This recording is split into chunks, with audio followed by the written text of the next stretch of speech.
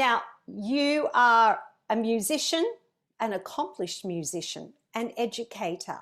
You have trained in psychology, somatic therapy, cognitive-behavioural approaches. You have studied a lot, but let's start to unpack all of this because I'm fascinated with your work, and I've been doing some research on you, and I can't wait to find out more. So let's start with your background. As you said, you come from Germany. Your parents were quite happy with you studying music till you decided to make a career out of it. So what were their thoughts on all of this? Well, I think they were very supportive in general when I learned instruments as a child and so on and so forth. So that was a good thing to do. I guess most parents probably don't have a problem with that. But yeah, when I sort of said I maybe consider building a career and I want to study music at university level, they weren't quite so keen. I mean, they never discouraged me. They probably would always have been supportive in a way, but you could tell they had different things in mind for me. So they always dropped little hints here and there. Oh, maybe you should still think about something else. And So what was the something else? the something else was actually science. So I studied geoscience and I triple majored in geoscience and musicology and theater studies. And I very briefly worked as a geoscientist coming straight out of university while already working on my musical theater career. So it was all yeah, a bit strange and also very stressful at the time because a day only has 24 hours. So I tried to cram it all in and Okay, so when you started singing, was that before you went to university? Yeah, And was definitely. that classical singing? Well, that's not that straightforward. I ended up Okay. studying classical singing because I'm still from that generation when you decided you wanted to study singing at the time. It was only classical voice that you could study at university level. And then once I had that degree, I started doing a musical theater course, which was very new at the time. But generally speaking, my big love was always musical theater. And I also did a bit of folk singing because I played the violin and I played the fiddle. So I'm not also slotted in. I always had a bit of a love for the Celtic culture even before I moved here. So yeah, I got my voice classically trained, but to say quite frankly, I had to unlearn a lot of things when I then made the change to musical theater. So we're a bit better off these days. We have more options. That's so true. I just have a question here. Is Mhm. there anything you can't do? Oh, a lot. Actually, quite But a all lot. those things you've studied, there's so much. Goodness me. I'm older than I look, or maybe I look that old. No, you don't. No. And by the way, it doesn't matter how old my guests are. We're all 21 on this show. Of course. Yes. Even though we may have 25 years experience and the figures don't add up, we're still only 21. Yes, that's true. So we're And it no goes good at back. maths on this when it comes to age. Okay, so you had this training. Obviously, you had a love of singing, and Mhm. you said you did musical theatre. So you had a performance career. Yes, I did. And how Well, I long was did you, sorry, how old? Well, that was mainly when I was living in Germany still. So I made a conscious decision to stop that basically, just as it was taking off actually. So that's another fun thing about me when I finally went for the music career and it all started to fall in place and I had really good gigs and really good engagements. I actually started to get the feeling that's not what I want. So by the Really? time I was, yeah, by the time I was in my early 30s, I stopped it all and I just focused on teaching. And then the psychology thing came in. Yeah, Yeah. but I sort of performed in musical theater till I was in my early 30s. When you were performing, now I do know doing a background search on you that you had performance anxiety. Was that one of the reasons that you stopped performing as well? Or had you overcome that by the time you decided to shift to teaching? It was getting better by the time I stopped performing, but I wouldn't say I'd overcome it completely. And I also would say you probably never entirely overcome it. It's just how it affects you. And these days it doesn't affect me anymore. So I still feel nervous and everything. So if I sing Yeah. or if I do things like this, I'm still nervous. So that's totally normal. I think it's about normalizing the sensation behind it. And I think that was really, really helpful. How bad So I was it? think it was bad, but the thing for me was that when I was on stage, I was one of these people who could hide it pretty well, actually, while I was singing. So I was dying literally in the wings and I was really feeling unwell. But when I walked out, it was actually okay. And the worst thing for me was actually the rumination after. So it wasn't literally the sensations, the rapid heartbeat and the sweating and everything and feeling nauseous and stuff. I had all of that, but that wasn't the worst for me, actually. I could sort of deal with that, but it was coming off stage and then thinking and ruminating about all the things that I thought I didn't do well enough and so on. So that was the main thing for me. All right. So when I was searching your website and I was going across it, this now makes sense. You have a sentence there or a statement there about perfectionism. So I'm gathering now this relates to what you went through with your performance anxiety. And I loved this, by the way. Perfectionism is not a quest for your best. It is a pursuit of the worst in ourselves, the part that tells us that nothing we do will ever be good enough, that we should try again. That is so profound. Yeah. That's a quote by Julia Cameron from The Artist's Way. And I felt like that just literally put in a nutshell what was going on with me at the time, because that was a pattern I had basically since early childhood. So I was an only child, and I think I always, my parents weren't really they weren't horrible people or anything, if you know what I mean. But I always had the feeling I had to prove myself somehow. Yeah. And that was also the case at school. And I think it was just a pattern I fell into really early on. And that stayed with me, I would say, probably till I was in my mid-30s. And Yes. I'm only sort of letting go of it slowly the older I get. So that's a good thing about getting older. It is. But I do completely empathize with what you're saying, because I think I've lived the greater part of my life feeling that everything I've done is not quite good enough. I have suffered from perfectionism myself, and at times I still have to pull myself up. And I think now I can say, rather than suffering from perfectionism, I can be a perfectionist, which I think is different. And I know when I released the podcast, I heard just prior to releasing it, and I was thinking about it. And, I was thinking I had to have everything right before I started it. Everything had to be perfect. And then I heard a great thought leader say that to actually perfect something, you have to be doing it. You can't be perfecting something if you're not actually in the process of physically doing the thing that you're trying to perfect. And that was when I went, wow, that is so powerful. I'm now going to set a date and go for it. And I gave myself permission to let it go, even though it wasn't that idea of being perfect. And I didn't ruminate.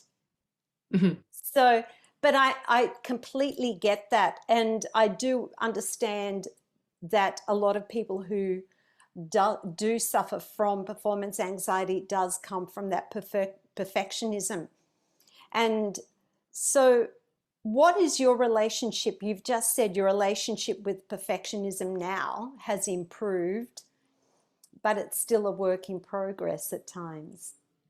It is a work in progress. I think I think I just came to see that you can't be perfect. There's no such thing, essentially. But yeah, starting to believe in that, or having sort of this sort of abstract thought process behind it, where you say like, yeah, on an intellectual level, of course, that's not happening. And of course we can't be perfect. It's different still from what we feel in our gut sometimes, and the little stories we keep on telling ourselves. Yes. And I think it's just about letting that go, and about saying, you know what, I know how I'm thinking about it, and it's actually okay. And I get out of this trap, this constant rumination trap. So everything that happens, happens. And if it happens in the moment, that's fine. And I stop fighting it, because I think that for me was the main thing when things started to get better. When I stopped trying to get rid of it, trying to get rid of the anxiety, trying to get rid of the perfectionistic thoughts. That's when things started to fall into place and got better for me. While it was always bad, because I felt bad about it. I felt bad about being a perfectionist. I felt bad about having performance anxiety. I wanted to get rid of it. I was in a constant state of fighting against it and putting a lot of energy into the fighting process, essentially. Yes. Yes. And I think this is also something I see in my clients, for instance, when we get away from the wanting to fight it and putting all the energy into that fight, that things then start to improve. Is that what inspired you to study?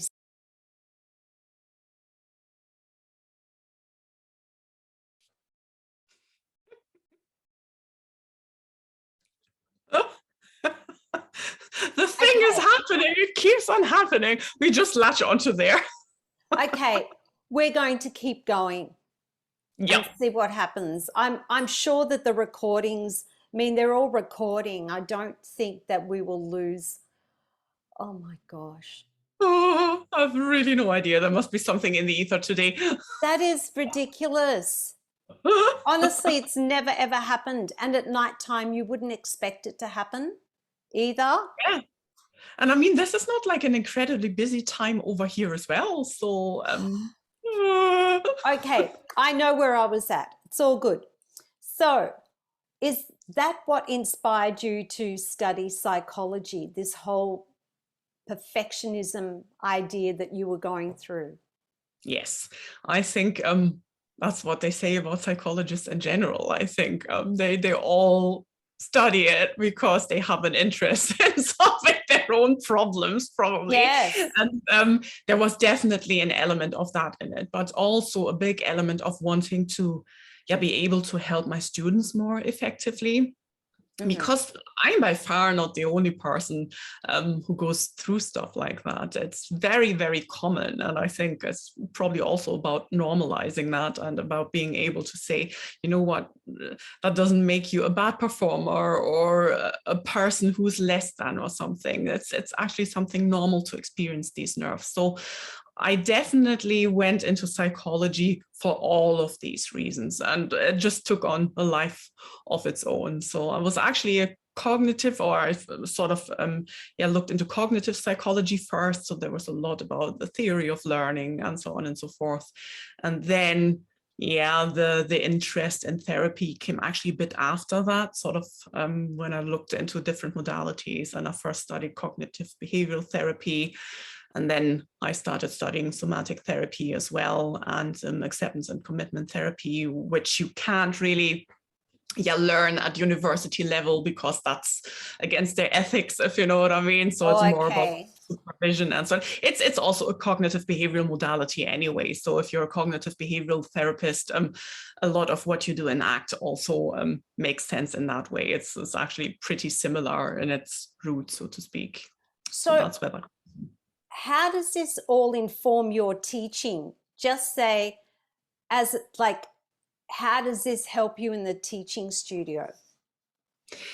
Well, it helps in the teaching studio because obviously you have a better understanding of what potentially to avoid to help students not to fall into that trap of perfectionism and so on and so forth in the first place. Although there's obviously much more that needs to be done. It's not just in the studio, it's also the home environment. It's don't know if they're studying in institutions, the whole environment there, obviously. So it's not just you as the teacher who can make a difference and should make a difference, but you're obviously one part of that jigsaw. And it's also, yeah, as I said, to a degree, yeah, helping to normalize that, yeah, looking after mental wellness or mental health, or even when we're mentally ill, that should be something that it's okay to talk about, and that we don't need to feel like, as I said previously, that we're less than because of it. So it really helps in the teaching process, although I would say that I still keep therapy and voice coaching quite separate. So it's always about the scope of work. Why do they come to me? Are they looking for a voice teacher? Or are they looking for a therapist? And if I feel there's too much overlap, we might reassess that working relationship. So I will then either say maybe we should, yeah, look more into the therapeutic angle, and then I would probably suggest a different voice teacher.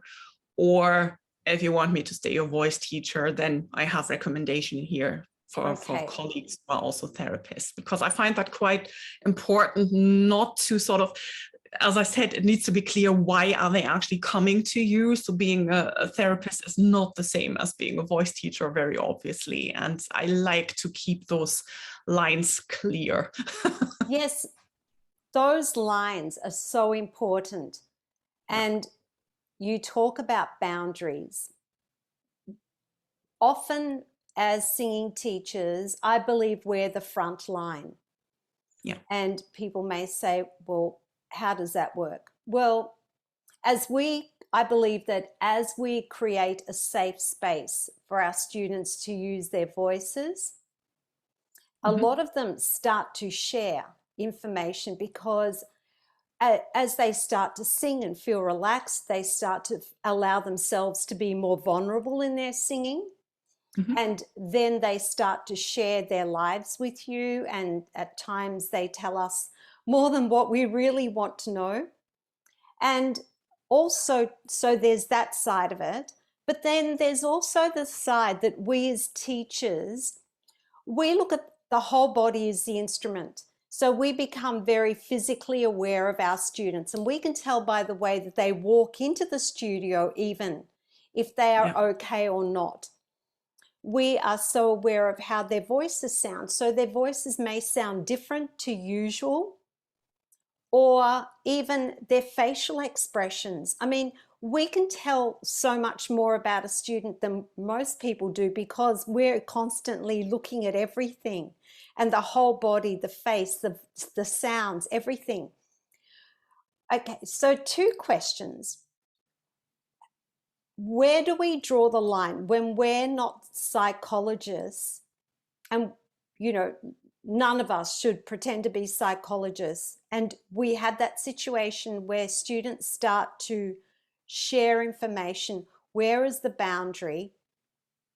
And if you know that there is, so the second part of that, if you know there is something really going on with your student and you believe that they need help, how do you then on-refer them? If it's not in an educational institution, because educational institutions, obviously they have guidelines, but if you're in a home studio, so they're my 2 questions. What are the boundaries first up, I suppose?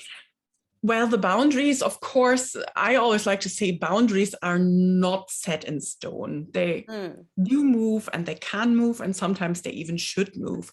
But I would say, generally speaking, I mean, we're all human, and I think we've probably all experienced a situation where a student comes into our studio and they just need to vent.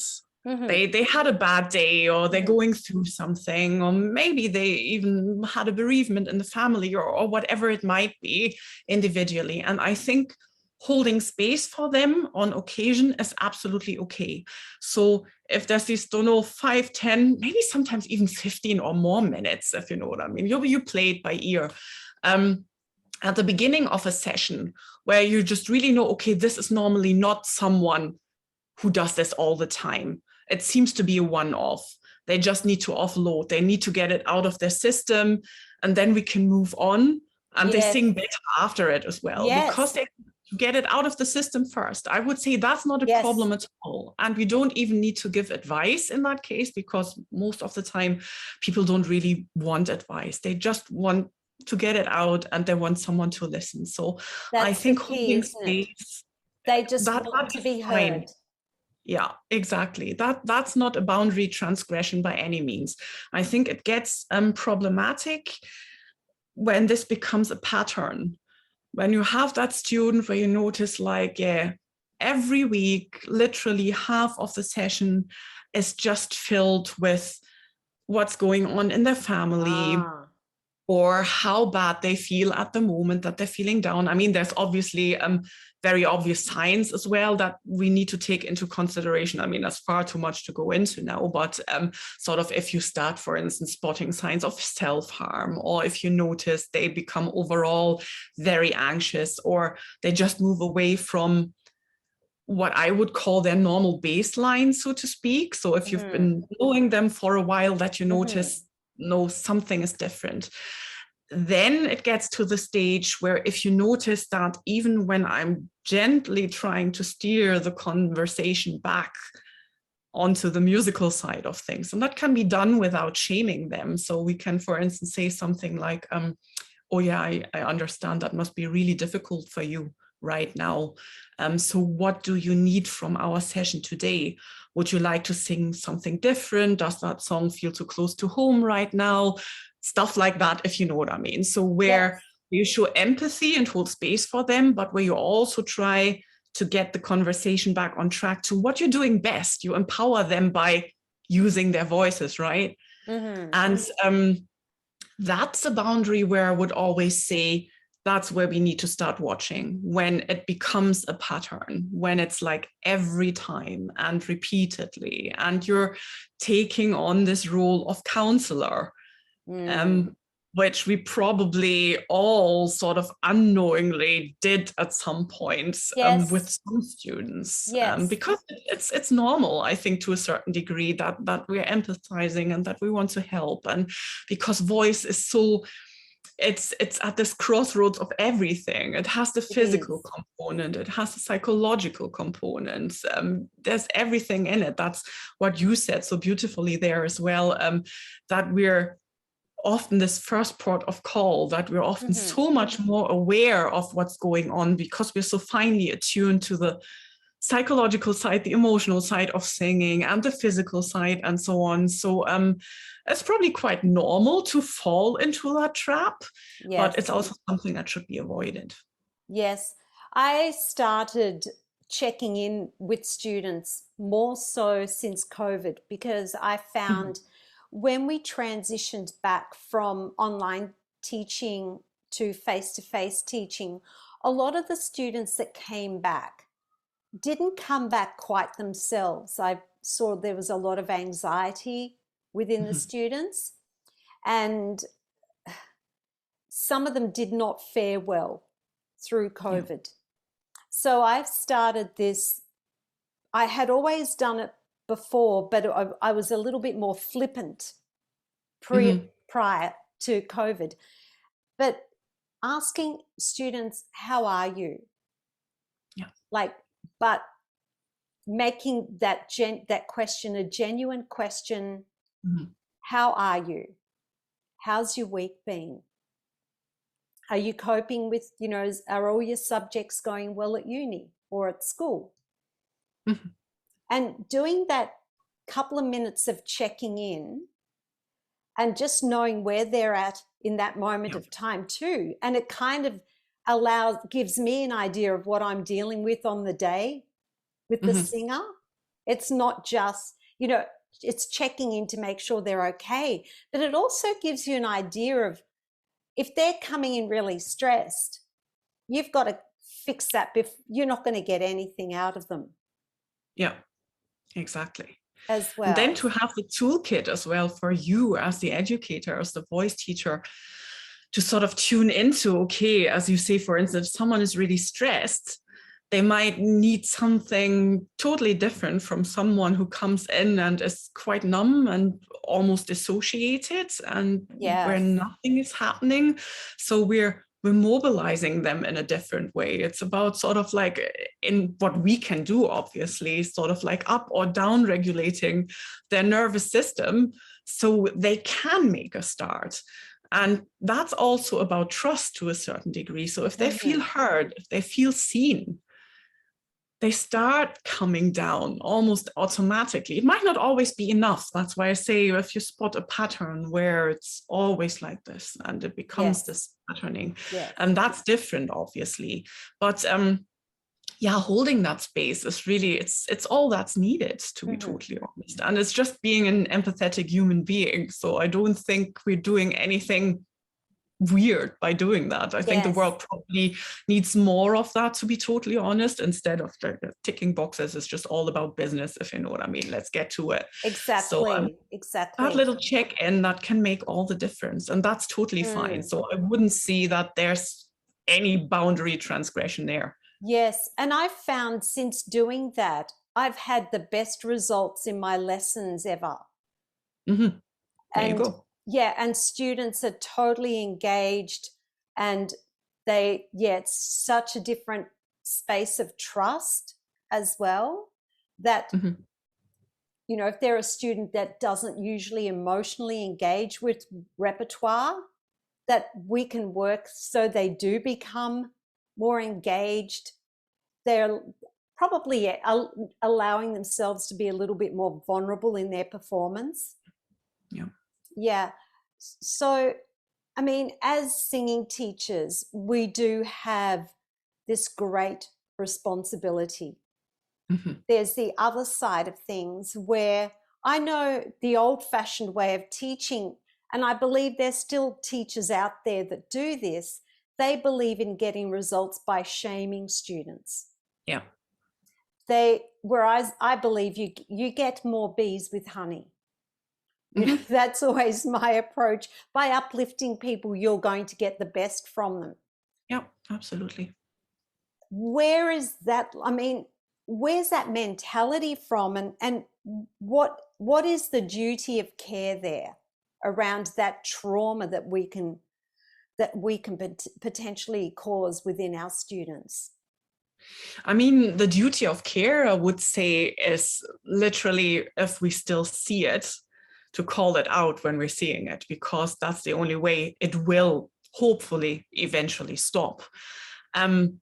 Because I still see this in the musical theater world as well, and in some acting classes, where really people on purpose, not sort of like by accident, but really on purpose, take the student apart, if you know what I mean, and throw them in at the deep end and confront them with emotional memories they shouldn't sort of take into an acting context. And that's highly unsafe, if you know what I mean. So basically, yeah, they pull them apart, and there's no one there who puts them back together, quite frankly. And it's awful, and it still happens. Thankfully, not that often anymore, but you still see it. And I'm one of the ones who then picks up the pieces, obviously, when that happens. But so that's the first thing, that if you see it, make it heard, if you know what I mean. Make sure that people know about it. Call it out. Call out the people who are doing it, because people are very reluctant to do that, if you know what I mean. But that's why they're getting away with it. So that's one of the first things I would say is also our duty of care, because the student to whom that happens, they don't feel strong enough in the moment to go against it, if you know what I mean. And they carry that with them often for years. So that's really, really important. And other than that, for ourselves and the way we are working, I mean, I guess we all make mistakes. No one is perfect. So we probably, maybe even without meaning it, might have said something that landed the wrong way with a student. Yes. And that sometimes tricky as well, because at the end of the day, it's tricky to say I'm 100% responsible for the feelings of my client, which you are not, obviously. They have responsibility for their own feelings, and very often the way they react is also, what happened in the past, so to speak, and how that still sort of reflects on their present life. But that obviously doesn't give you the right to say, well, I'm not responsible for my students' feelings anyway, so I might as well just do as I please. So that's obviously not what I mean by that. But if you behave like a decent human being and the client still feels hurt by that, then it's also for you to say, I don't take on that responsibility, because that's not good for you either. That's how teachers end up burnt out and start getting problems, because there's no line anymore, sort of like your students' feelings are your feelings at some point. And that obviously shouldn't be the case. So don't make yourself responsible for their feelings either. That lands you in trouble. So that's not a good thing to do. So just really hold space, make them feel safe. And there are different ways in terms of what we can do to establish safety in the studio, obviously. That's always an individual decision. But I think there are commonalities from where to start, so to speak, something that is literally always true and where you can't go wrong. And that's probably where we should be starting. That's also where we're talking about trauma-aware studios and trauma-informed teaching in general, so that we have a couple of things that we know, okay, I shouldn't be doing this. I should not ever be doing this. So that's where professional development comes in, I guess. So I know that you train teachers to be trauma aware and trauma informed. So can you break that down just a little bit for us? I know that's part of your teaching program, but can you just give us a little tease of what that is? I mean, I always tend to start with saying that being trauma aware and being trauma informed are not necessarily one and the same. They're sort of used quite interchangeably. And I always like to say hashtag trauma informed, if you know what I mean. It's a bit of a buzzword. So there are differences. And from my perspective, I would always say every teacher should be trauma aware and trauma sensitive. So trauma aware means you're just basically learning what is trauma, how does it affect survivors essentially, how might they adapt, what coping strategies do they have. So that's just really learning about what trauma actually is. And then you become trauma sensitive in a way that you integrate that knowledge into your studio. So what you would be doing is, you maybe have a list of references ready. I always say incorporate that into your onboarding process. Have a list of practitioners ready that you can hand out to clients. So where you say like, if you ever have any problems, here's a list. There's like a massage therapist on it and an Alexander teacher, and there's also a psychotherapist on it. So that type of thing, that they don't feel so put on the spot, but that they know there are people there you trust. And if they know you trust them, and they also know they are working with performers on a regular basis, they might be more likely to take that up when they feel they need it. So it's just really trauma sensitivity means starting to incorporate that into the process of your studio. Maybe sending your employees on professional development courses if you have any, that type of thing. Generally making your studio a more welcoming place also for people with mental health problems or mental illness, so that they feel safe, and learning about how to establish that safety. Now, becoming trauma informed is quite a different kettle of fish, because it already incorporates trauma responsiveness. So it means you're more in the process of screening your clients for past trauma. Okay. You're more in the process of helping them to deal with their trauma. So that's what you, for instance, you don't need to be a therapist to do that, but you need to take quite a bit of training. That's what you sometimes see in trauma-informed schools, where they have designated teachers who maybe look into that type of stuff, very often the school counselors as well. So because that's what people think as well. They think every therapist and every counselor is trauma-informed, but they're not. That's a very specific niche almost in therapy.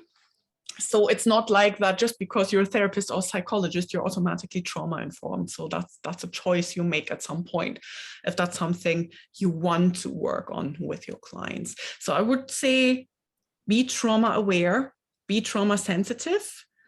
If the progression is a sort of like natural one to become trauma informed as well, which it is for some people, they take more classes, they undertake more training, then by all means do that as well.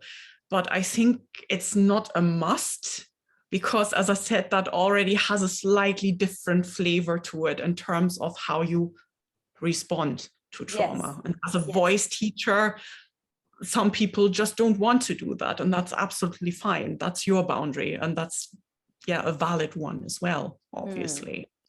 This might sound like a really dumb question. Okay. There's no dumb questions ever. I know. You sound like me. I say that. You must have read the memo. No. I think it's just teacher talk. Yes. So we throw the word trauma around. We've been using it in this conversation. What is the difference between a traumatic experience? What defines trauma to someone going through a difficult time, say? Yes. I think this is actually a major bugbear of mine, because everything is trauma these days. And I don't want to invalidate someone's personal experience. If you're feeling bad about something, or you don't feel emotionally well or something, that is of course valid, if you know what I mean. But in clinical terms, trauma is something else quite entirely. And I think we've fallen into the trap of calling literally everything trauma these days. Trauma essentially means it's too much too soon. So your nervous system gets overwhelmed when you're suffering with trauma, or when you're suffering with post-traumatic stress, essentially. So we're really talking, it doesn't have to be shock trauma, if you know what I mean, because there's different types of trauma. So shock trauma would be something that a lot of people probably immediately can see why that would be traumatic if you're in a really horrific accident or something like that. So it's like a one-off situation or event that totally overloads your nervous system. And then you react on that in a certain way. So for some people, it turns into hypervigilance. So every time they hear a loud bang, they're still jumping. Or they expect something bad to happen at every corner or something. They're generally anxious about everything.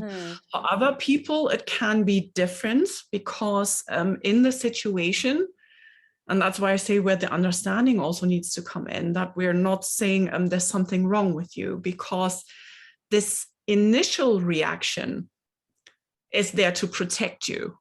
So your nervous system mobilizes in one or the other direction. So it either becomes more fight or flight, let's call it that. So you run away from it, or you're fighting it, or it's more sort of like freezing, or sort of, being frozen in space, literally. And that's when the nervous system starts to gradually shut down. And both reactions are actually quite normal, because they're protecting you. Yes. That's your body and your brain trying to get the best outcome in what is a horrific situation. And for some people, it means they dissociate, essentially. So they're numbing out. It's just literally the nervous system basically shutting down so they can bear what would be otherwise unbearable. And that is a normal reaction for a short amount of time, but it gets problematic if it starts to go on. So what we usually say, if someone has been in a traumatic event, you sort of monitor for a while afterwards. So you give it maybe 3 months sort of see like, how are things progressing and are they starting to feel better? And if not, then the interventions have to really start kicking in. So what you don't do anymore these days is this trauma debriefing, when people talk through it, if you know what I mean, because that can actually make it worse in some people. But I would actually say that's really a line that needs to be drawn. It's this simple idea of that the nervous system is overloaded, so to speak. And that's not the same as, for instance, you can develop anxiety because of post-traumatic stress. But not everyone who suffers with anxiety also went through a traumatic event. Yes. Sometimes anxiety kicks in, for instance, because the way you've been brought up, that the way your parents talk to you, if there was a lot of competition at school, and without that necessarily having been traumatic to the extent that we feel like it was this overload situation. So it's definitely, you need to make a distinction there, but that usually, when you're not sure, that can be tricky to find out essentially. And that's obviously where the voice teacher doesn't want to get too involved, because you don't want to start talking about these things and do talk therapy during your sessions and potentially trigger a client. So that's something you would want to avoid. Yes, because then you're starting to go into that therapist role as opposed to singing teacher. So what inspired you to take on all this learning? Where did that come from? Is this a personal question? No, that's a good question. And I wish I had the answer to it, because I sometimes ask that question to myself.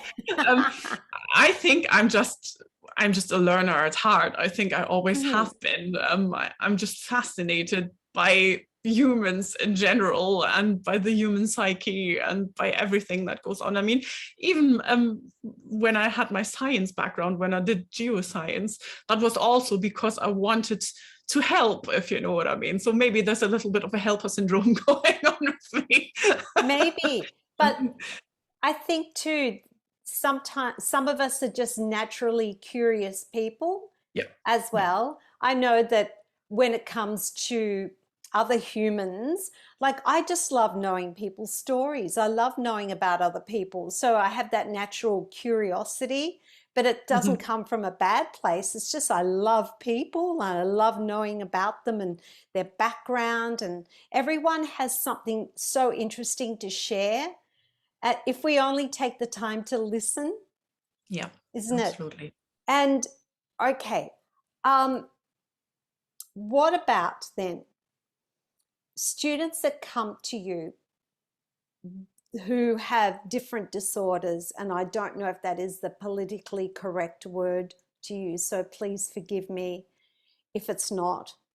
But students or who are troubled or have problems or have issues, and say, for example, in this day and age, there seems to be a lot of students who come to our studios who suffer from ADHD or who are on the spectrum, who have learning disabilities, like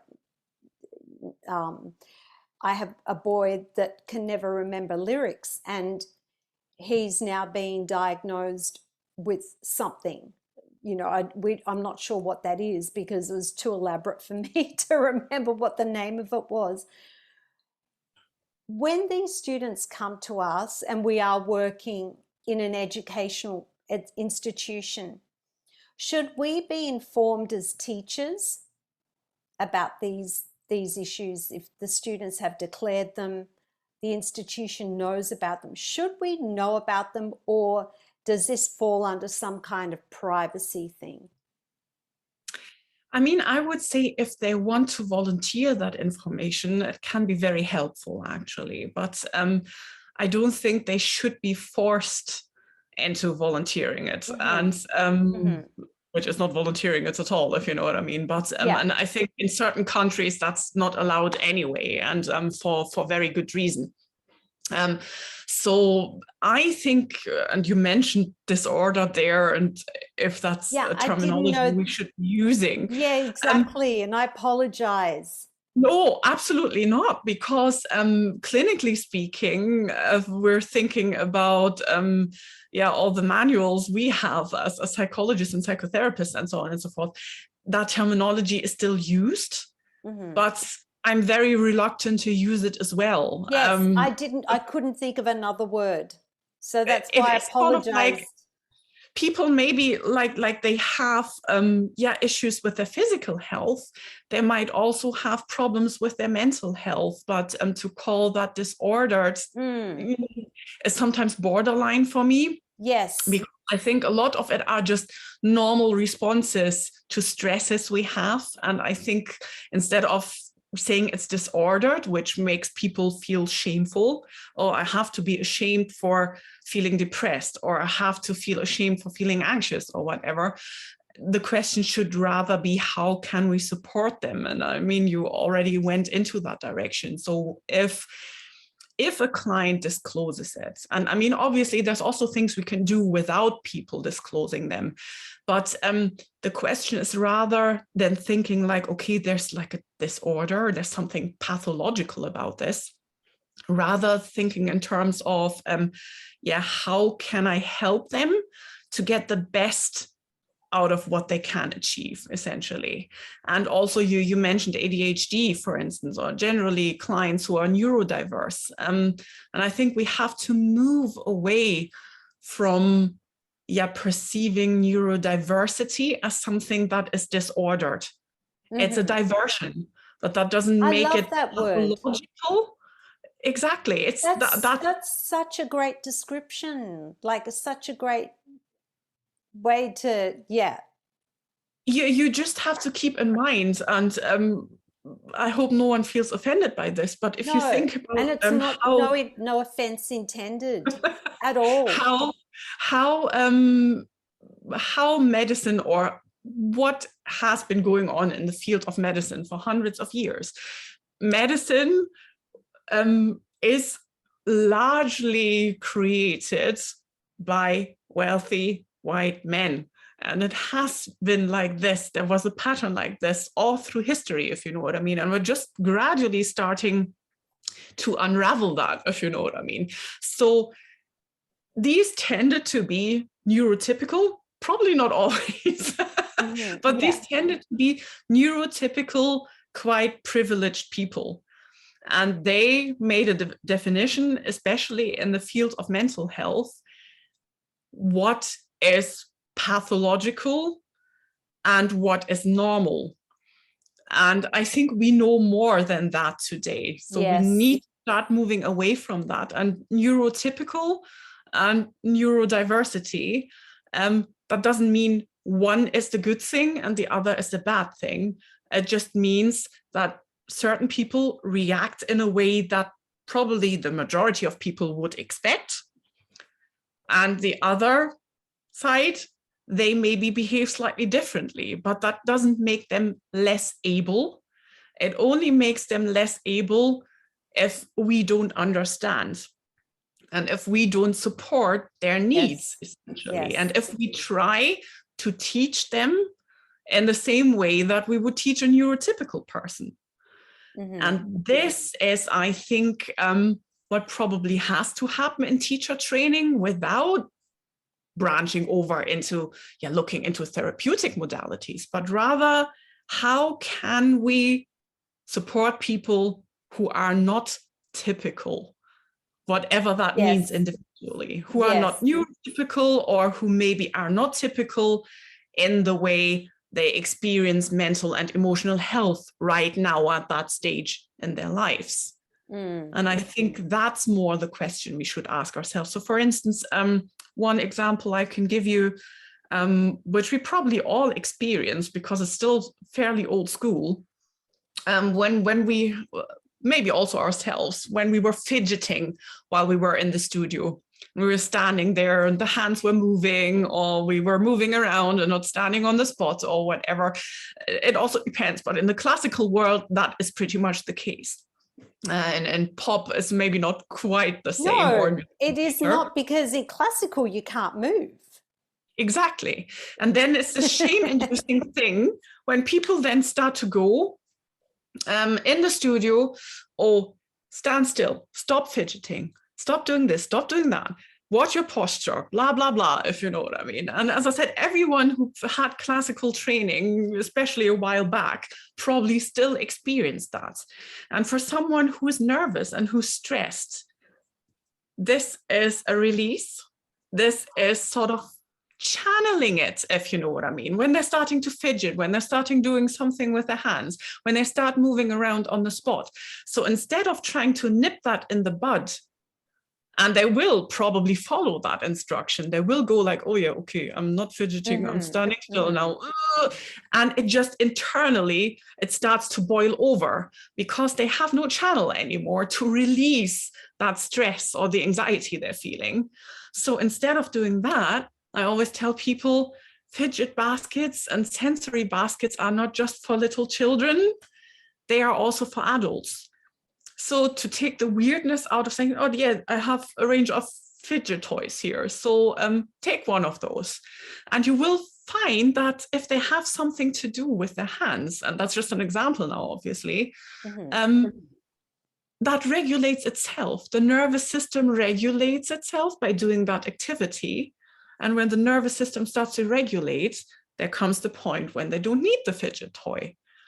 So instead of trying to curb these responses, let them happen, allow them, if that makes any sense. Yes, we have to be so open, don't we? Like how do we then ensure that we're creating safe spaces for all these students, that we're able to offer a space that's inclusive, that they feel that they belong, no matter where they're at and what stage they're at? I mean, the first thing where I would say where it has to start is be present with them, obviously. Truly, truly listen. I think that's where it all needs to start. And then from there, it obviously becomes a bit more individualized, and it also depends on the client. But there are certain things for us as singing teachers that we might want to look into. So for instance, the way we're focusing on the breath. Do we have to focus on the breath so much, or does the breath maybe regulate itself? Yes.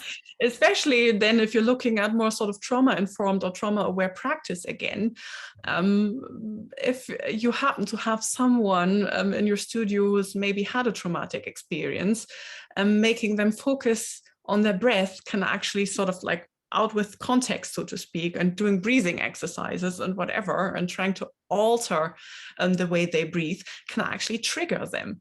So that's little things that we all can learn how to not do these things that, for instance, have the potential to trigger someone who's already struggling anyway. There's many things, and they can all be learned, essentially. Yes. Giving them tools, supporting them, having an environment where they don't feel like they're trapped. I always say this in my classes as well. It starts with simple things like making it part of your onboarding process, that you say, these are, don't know, if you have emergency exits, they're here, if you know what I mean. Or this is the way my door system works. So in case you ever have to get out, you have to turn the key that way, or something basic like that. Really? If you know what I mean. Yeah, but there's always a physical way out, essentially, if you're not like in like an open environment anyway, where all doors are open, which sometimes can be advisable, but it's not always possible. But really simple things that no one ever gets into this situation where they feel trapped, for instance. Other things like if people struggle with their mental health, they usually have problems with concentration. They have brain fog to one degree or the other, or the focus doesn't go where we would like it to go. So to have tools ready and to have an environment where they feel supported in that, so that we allow them to take breaks, for instance, even in a 60-minute session. When they feel after 20 minutes, I need a breather for a couple of minutes to say, yeah, just take 5 minutes. Let's just drink a cup of tea or something. To take the weirdness out of that, not thinking I'm wasting time when I'm doing that, but instead of thinking by taking those 5 minutes here, the rest of the session will be more productive. Just simple things like that. This is fantastic information. So you train all this. Mm-hmm. You have programs in all of this. So are these programs that you run on a regular basis, or can people subscribe to them? I run stuff on a regular basis. So I do webinars. I sometimes also do courses and classes and so on and so forth. Also sort of mental health, first aid for performers and so on and so forth. At the moment, because I just did a whole webinar series there. Yes, you've been busy. I still, yeah, sort of like 5 sessions. I know you've been busy. It was very busy, yeah. And so we still have them available for replay. So they won't stay up forever, but they're still available right now. So if people would like to get a little start on things. I mean, obviously, you can't do everything just in a couple of sessions. So there always needs to be a personal element to it as well. Yes. But it's a good starting point just to get into the mindset of also to reflect on what am I doing in my studio actually. So to not stand still, but to actually question the way you work. I think that's at the root of it, not to become complacent. That ties in with what we said about being the perpetual learner, so to speak. And that also goes for students' mental health. So to not shy away from it, because I see that very often as well. In sort of forums and so on and so forth, that so many people go like, because they are worried about boundaries, and that they go like, no, I don't want to look into this stuff, because then I feel like I'm taking on these mental health problems of my students, when in fact becoming more informed about it makes you less likely to create problems or to behave in a way where you're in a situation where you feel totally helpless and you don't know how to handle it. So I don't think people, but it's still a stigma of mental health questions in general, isn't it? Sort of like people can feel a bit reluctant. It's such a fine line. Mm-hmm. Yes, some months ago, I had a representative from the Are You OK organization, and it is an organization about suicide prevention. Mm-hmm. And she talked about the signs of suicide and the suicide rate. It was, so high. There's more suicides than what there are car accidents. There's like 9 a day here in Australia, and that was pre-COVID, mainly men. Within, say, 18 to 40 years old. And she was talking about some of those signs. And I was talking to her about, in our situation, about being that frontline worker. And it's knowing too that fine line where we see that something's not right with someone, asking the question, and then being able to refer. Because it's a responsibility, isn't it? There's such a fine line. There are boundaries around all of this, because potentially we could save a life too by knowing some of this information. And especially if it comes to suicide, if you know what I mean, that's the one where I always say, better safe than sorry. I mean, I know a lot of people are worried, oh, am I being intrusive in a way when I ask these questions? This doesn't feel right, and so on and so forth.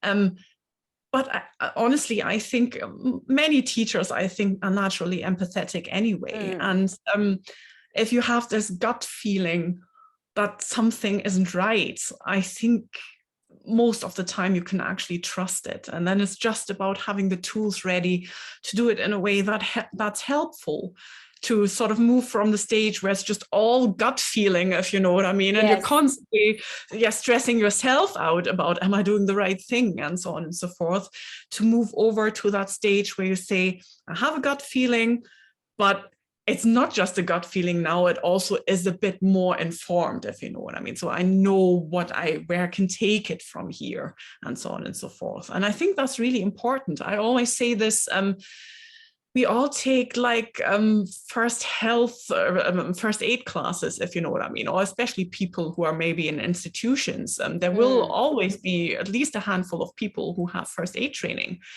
And I'm always going like, why is there still such a big issue to do that for mental health? Because those classes are out there. There are mental health first aid classes. Yes, and just take them. Yeah. It's so helpful. And especially now, have you seen for yourself, that there has been increase in mental health issues since COVID? Yeah, absolutely. Absolutely. Because it's this thing, social connection is one of the things that keeps us sane, so to speak. And that's been taken away from many of us for, over a year, and it's still not ending. I mean, in Europe, sort of mainland Europe, the cases are spiking again. And it feels like there's no end in sight. And so many, it's a lack of social connection, it's the anxiety, the health anxiety related to it. It's also quite simply speaking, getting fed up with all of it now, because it has been dragging on for so long. So it definitely is, I definitely see a big rise in that. And I think in the performing arts, I just spoke about that 2 weekends ago. The rates for poor mental health in the performing arts are up to 3 times higher than in the general population. It really is that bad. So we're saying that in the general population here in the UK, at any one time, we probably, depends on what research you're reading and so on, but it's around about 15% of the general population who have mental health struggles at any given moment in time. And in the performing arts, it's around about 70. So I'm not saying 17, I'm saying 70. And it's really, it is bad. It's bad. And that's obviously, there's a lot of systemic problems in there as well. It's not knowing if you'll be able to make a living. All of that stuff feeds into it, obviously. Misogyny, which most women can probably talk about, which is still a problem. And it's heightened in the performing arts. It's actually not better than in normal life, in big quotation marks. It tends to be worse. So there's a lot there that needs to be done on a systemic level, but it just shows you how bad it is. So we're going to start wrapping this up. This has been fantastic, Petra. Like, I want to go and do your courses, and we are going to share with the listeners all the links to where they can find you, about all your programs, the courses they can enroll in, what's coming up. If you had to offer a piece of advice for the singing voice community based on your work, what would that one piece of advice be? Oh, there's so many pieces of advice. That's really tricky to choose just one. Okay. What comes to mind? But the one piece of advice I would give is really to start with yourself and your own boundaries. That might sound really surprising to some people, but to get some clarity about, what do I actually need? How do I look at my own mental health? Also, how involved do I want to be in the mental health of my students and clients? So to have these boundaries in terms of time and expertise, and what maybe pushes your buttons and what you'd rather not, and so on, to have them very clearly laid out, because I think a lot of people don't really have clarity about it. They push it aside a tiny bit. And then really take the next steps from there, because if you're clear about your own boundaries and what you need, you will also be a better teacher, and you will be able to support the ones in your care a lot better without feeling bullied into doing something that you don't want to do, that you feel is out with the way you want to work, or sort of looking at self-care, which sometimes totally goes out the window for many of us, because we're taking on so much from, to say, if you're one of those, that you have clearer boundaries, that your boundaries are not so permeable, so to speak. So start with yourself and your boundaries first. That's not selfish. That is actually the first step to then look into, what does my studio need? And how do I communicate my boundaries in a way that's not shame-inducing or guilt-inducing for my students? And you will also probably know what courses and classes you want to take, how deep you want to dive in, and so on.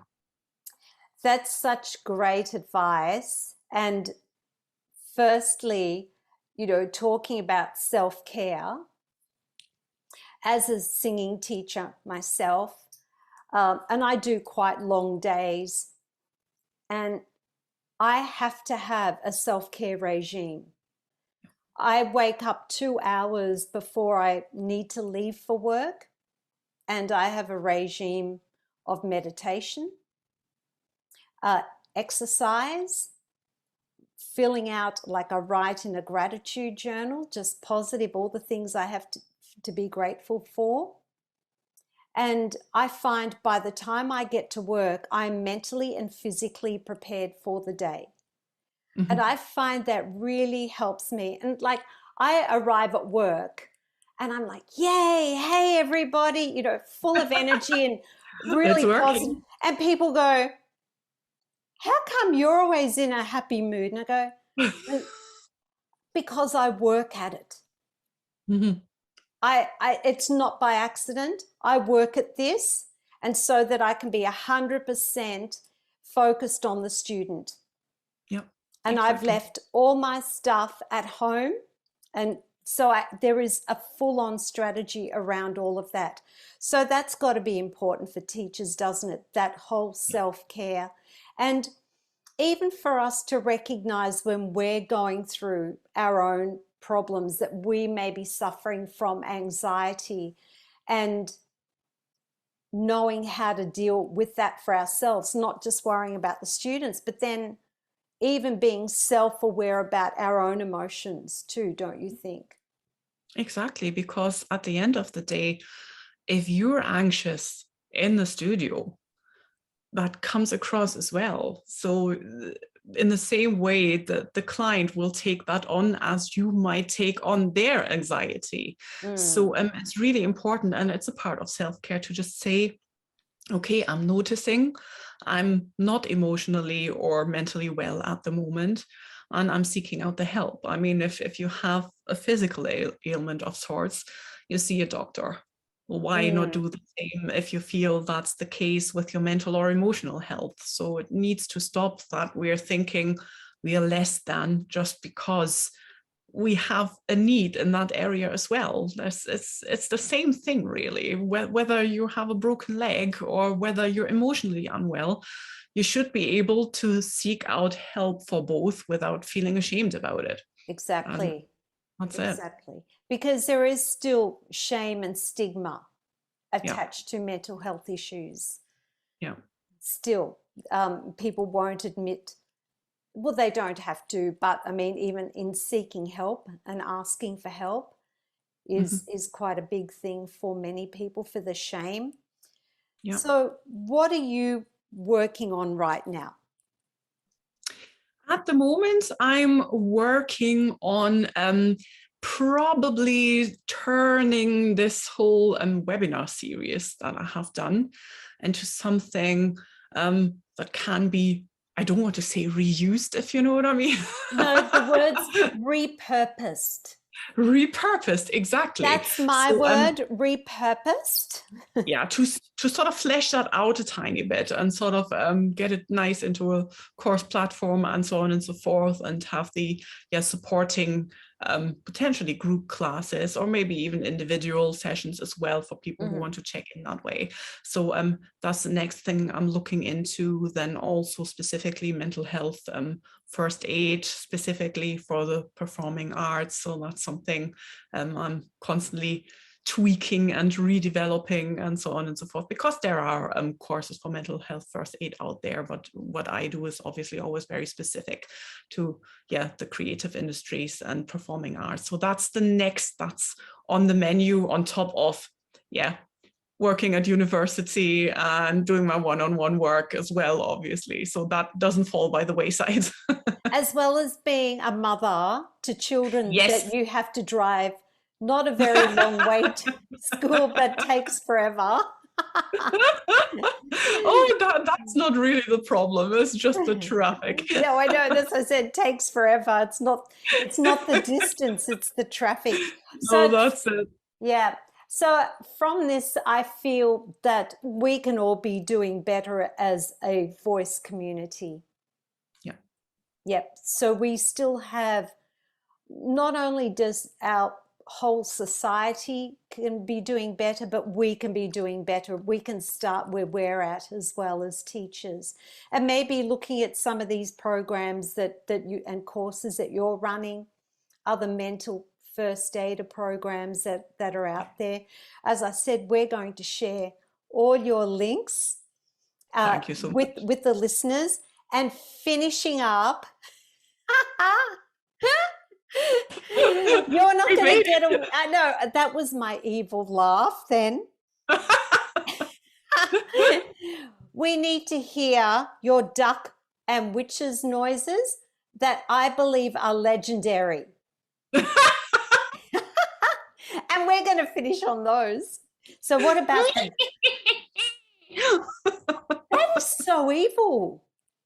Yeah, well. I'm booking you for my next Halloween party. That was actually a fun finish to it. And what about the duck? Oh, okay. I like the witch better. Yeah, that's more dramatic. So in what context do you use those? I sometimes use them actually sort of like to just get singers into a right setup, sort of like, especially when they sort of have more of a classical background, if you know what I mean, to get them out of the slightly goofy sounds. It's not always needed. No. Do they look at you like you're a weirdo? Sometimes, yeah, but that's part of the deal. So Okay. I'm quite comfortable with that. There's no problem. Right. Well, quack, quack. I can't do that, but I can do it. No, I can't. I'm not on form tonight. I've let the team down. Okay, I withdraw those sounds. I'll do them on a good day. They're pretty good. You're too kind. All right. Well, look, thank you so much for being on the show. Thank you for all that information. That was brilliant. Thank you for having me. You know, I'm sure everybody is going to get so much out of that. We're so lucky to have you here, and I wish you all the very best in the future, and keep making those weird noises. Definitely. I won't stop anytime soon. I could listen to that accent all day as well. I love it. I could just hear that little bit of the Scottish coming through. Oh, I know. I've worked hard on that, or I've been assimilated, as they like to say. Yes. And if people want to hear more of that, watch Outlander. Yeah. Yes. See, I still haven't watched it. I'm admitting I haven't watched Outlander. Oh no, Jamie. You have to meet Jamie. Okay. And you'll know what I mean when you meet Jamie. But anyway, that's enough. I've kept you. I'll just keep talking. But have a great rest of your day. Good luck with everything that you're doing. It's been an absolute pleasure, and I'm sure that we'll catch up again sometime soon. Perfect. Thanks so much. Bye. Bye.